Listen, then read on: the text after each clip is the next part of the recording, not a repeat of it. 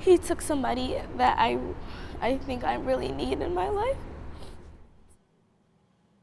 Tonight, a young daughter remembers her mother after she says a violent relationship led to a deadly crash in St. Louis County. The crash came after a multi-state police pursuit. Days after her death, family reached out to us saying the woman's 12-year-old daughter wanted to be a voice for her mother. A brave young woman. Our Justina Cornell sat down with her today. Justina is in studio. Justina, it is heartbreaking, but she is just amazing for doing this. Absolutely amazing. Probably in all my years of reporting, this is probably one of the most moving interviews I've done. And she told me after we wrapped up that it was so helpful for her to do this. Now, 12-year-old Demaya Miller felt like she needed to use that mic to share a message. I want everybody to know my mom as a really strong woman and a really kind soul. A daughter's devotion and dedication to Delisha Evans. 12-year-old Demaya Miller is her mother's voice and carries a message. I know she's watching me and she thinks that I'm strong because I lived through her.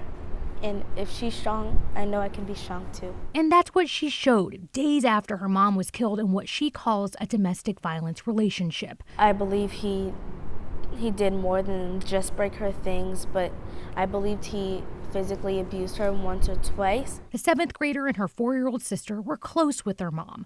That's why last week's silence was strange. The last time I saw my mom was Wednesday night. They lived in Texas. Mom had just broken up with 33-year-old Ryan Phillips. However, Phillips was at their home on Thursday, took her and her little sister to school, but the 12-year-old noticed red flags. Demaya would later learn her home was set on fire. Police believe Phillips was the suspect. That same night, the worst possible outcome. They told me that my mom was no longer alive and neither was he.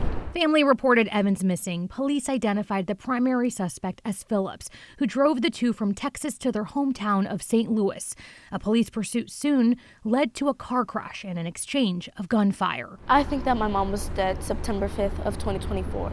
And she was just pronounced dead September 6th. I think he killed her Thursday afternoon, and I think he lied about it to my face. At just 12 years old, she's advocating for domestic violence awareness, and it's her strength sharing a message for mom. Don't take your mother's life or your family member's life for granted, because you'll never know when is the last time that you'll speak to them or that you'll hear from them ever again.